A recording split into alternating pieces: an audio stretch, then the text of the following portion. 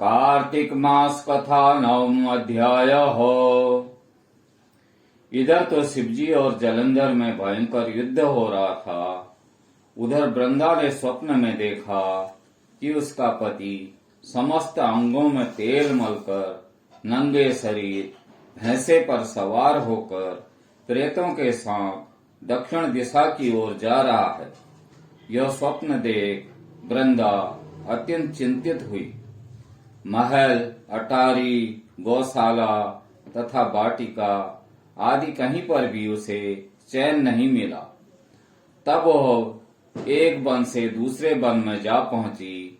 वहां उसने सिंह जैसे मुख वाले 2 राक्षस देखे। उन्हें देख वह सहसा भयभीत हो गई और एकदम वहां से भाग खड़ी हुई। आगे जाकर उसने एक तपस्वी और उसके शिष्य को देखा और उनसे अपनी रक्षा की प्रार्थना की। विनय सुनकर ऋषि ने एक हुंकार से उन राक्षसों को भगा दिया। वृंदा ने विनय पूर्वक मुनि से कहा, हे मुनि, मेरे पति जलंधर तथा महादेव जी में घोर युद्ध हो रहा है। उसमें विजय किसकी होगी बताने की कृपा करें, क्योंकि आप सर्वज्ञ हैं। वृंदा के वचन सुनकर मुनि ने आकाश की ओर देखा। उसी समय 2 बंदरों ने आकर मुनि को प्रणाम किया और फिर मुनि का संकेत पाकर वे दोनों बंदर वहां से चले गए। पुनः थोड़ी देर बाद वे दोनों बंदर आकाश की ओर से आए और उन्होंने जलंधर दैत्य का सिर तथा धड़ लाकर पटक दिया। वृंदा अपने पति के मृत शरीर को देखकर अत्यंत दुखी हुई और विलाप करती हुई पृथ्वी पर मूर्छित होकर गिर पड़ी। मुनि ने अपने कमंडल से वृंदा पर जल छिड़का तो उसमें कुछ चेतनता आई। तब वह पुनः विलाप करती हुई मुनि से कहने लगी, हे मुनि, जिसने देव, गंधर्व एवं विष्णु सहित तीनों लोकों पर विजय प्राप्त की थी, वो शिव के हाथ से कैसे मारा गया? आप सामर्थ्यवान हैं, अतः किसी प्रकार मेरे पति को फिर से जीवित कर दीजिए। तब मुनि कहने लगे, हे भद्रे, शिवजी के हाथ से मारे हुए को जीवित करना असंभव है, परंतु फिर भी हम तुम पर कृपा करके इसको जीवित किए देते हैं। इतना कहकर मुनि अंतर्ध्यान हो गए और जलंधर जीवित होकर वृंदा के साथ प्रेमालाप करता हुआ आलिंगबद्ध हो गया। वह सब जलंधर का नहीं था, वरन जलंधर के वेश में भगवान विष्णु थे। वृंदा जलंधर देशधारी विष्णु के साथ उस वन में रमण करती रही।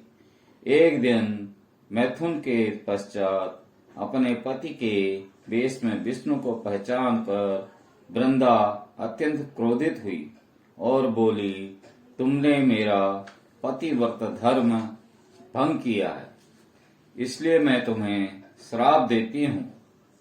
निश्चय ही वो कपट मुनि तुम ही थे और तुमने ही माया द्वारा 2 राक्षस बनाए थे। कालांतर में वे दोनों राक्षस तुम्हारी स्त्री का अपहरण करेंगे और जो तुम्हारा शिष्य था वही बंदर का रूप धारण कर तुम्हारी सहायता करेगा। तुमने 7 छल किया है, अतः तुम इसी समय शिला पत्थर के हो जाओ। इतनी कथा सुनने के बाद नारद जी ने महाराज पृथु को बतलाया, हे राजन, भगवान विष्णु ने देवताओं तथा अपने भक्तों की रक्षा के लिए पतिव्रता वृंदा का शील भंग किया था, इसलिए मन ही मन वे अत्यंत दुखी थे।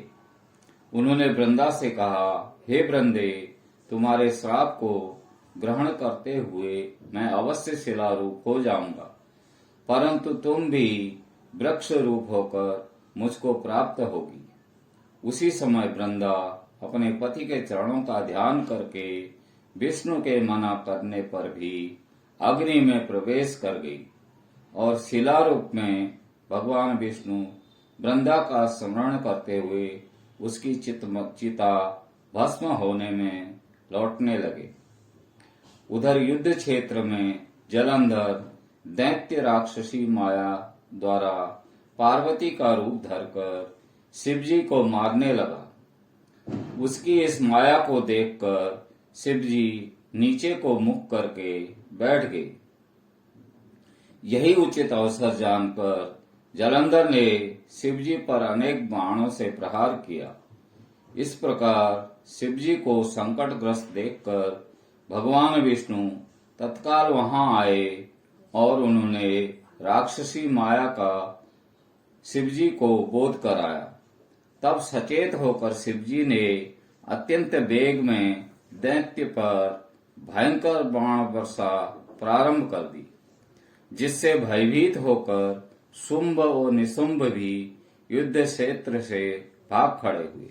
तब शिवजी ने उनको श्राप देते हुए कहा, क्योंकि तुम युद्ध क्षेत्र से भागे हो, इसलिए पार्वती के हाथ से मारे जाओगे। उधर वृंदा का पतिव्रत धर्म भंग हो जाने से जलंधर का बल समाप्त हो गया था और भगवान विष्णु ने सुदर्शन चक्र अपने तेज सहित शिवजी को दे दिया। तब शिवजी ने विष्णु तेज के साथ अपना और ऋषियों के तप तथा पतिव्रता स्त्रियों का तेज मिलाकर जलंधर दैत्य पर छोड़ दिया। सुदर्शन चक्र के प्रहार से जलंधर का सिर कटकर भूमि पर गिर पड़ा। सिर और धड़ अलग होते ही जलंधर का तेज शिव में तथा वृंदा का तेज पार्वती जी में समा गया। देवताओं ने शिवजी की स्तुति करते हुए उनसे कहा, हे महादेव, जलंधर को मारकर आपने हम लोगों का महान उपकार किया है, परंतु एक अनर्थ हो रहा है। वृंदा के पतिव्रत धर्म से मोहित होकर भगवान विष्णु निरंतर उसकी चिता भस्म में लौट रहे हैं, अतः कृपा करके इसके लिए कुछ कीजिए। तब शिवजी बोले, हे देवताओं, तुम सब भगवान की योग माया की शरण में जाओ, वही इस संकट को हरेगी। तब समस्त देवता योग माया की शरण में जाकर स्तुति करते हुए बोले, हे देवी, आप संपूर्ण जगत की उत्पत्ति, पालन तथा नाश करने वाली हो। सतोगुण, रजोगुण और तमोगुण आपसे ही उत्पन्न हुए हैं। आपकी माया को स्वयं ब्रह्मा जी नहीं जान सकते। ऐसी देवी को हमारा नमस्कार है, जिसके भक्तगण अनादर तथा मोह को प्राप्त नहीं होते। ऐसी मूल प्रकृति को हमारा नमस्कार है। उस समय देवताओं ने आकाश में एक तेज देखा और आकाशवाणी सुनी। रजोगुण, सतोगुण और तमोगुण रूप गौरी, लक्ष्मी और सरस्वती में मैं ही हूँ। इन्हीं तीनों रूपों से तुम्हारी सिद्धि होगी, अतः तुम इसी की आराधना करो।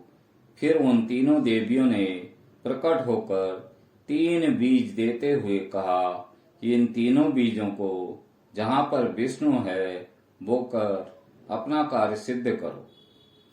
देवताओं ने तीनों बीज ले जाकर जहाँ वृंदा की चिंता में विष्णु लौट रहे थे वो बो दिए। उन तीनों बीजों से 3 वृक्ष उत्पन्न हुए। रजोगुण सरस्वती से आंवला, तमोगुण गौरी से तुलसी और सतोगुण लक्ष्मी से मालती की उत्पत्ति हुई। श्री लक्ष्मी जी ने अपना बीज ईर्षा युक्त होकर दिया था, इसलिए मालती भगवान की पूजा में निंदित तथा आंवला और तुलसी भगवान को अति प्रिय है। इस प्रकार वृंदा ने वृक्ष रूप हो भगवान शालिग्राम से संयोग किया। इसी कारण कार्तिक के उद्यापन में भगवान की पूजा तुलसी के मूल से होती है। जिस घर में तुलसी का वृक्ष होता है उसमें यमदूत कभी नहीं आते। नर्मदा तथा गंगा जल और तुलसी का पूजन ये तीनों कार्य समान हैं। मनुष्य चाहे कितना भी पापी क्यों न हो, प्राण निकलते समय मंजरी सहित तुलसी दल उसके कंठ में होता है और वह पाप मुक्त होकर सीधा वैकुंठ को प्राप्त होता है। जो मनुष्य अपने पितरों का श्राद्ध तुलसी और आंवले की छाया में करता है उसके पितृगण मोक्ष को प्राप्त हो जाते हैं। जो मनुष्य मंजरी युक्त तुलसी दल तथा आंवले का फल मुख में रखता है वो साक्षात विष्णु के समान है। जो मनुष्य कार्तिक मास में रुद्राक्ष की माला धारण करता है वह धर्म, अर्थ, काम तथा मोक्ष को प्राप्त होता है। तुलसी और आंवले का महात्म्य स्वयं ब्रह्मा जी भी कहने में असमर्थ हैं। जो कोई श्रद्धा भाव से इस कथा को पढ़ता व सुनता है वो भी अंत काल में मोक्ष को प्राप्त होता है। इतीदम् अध्याय समाप्तम्। भज मन नारायण नारायण नारायणम्, श्रीमन नारायण नारायण नारायणम्। बोलो नारायण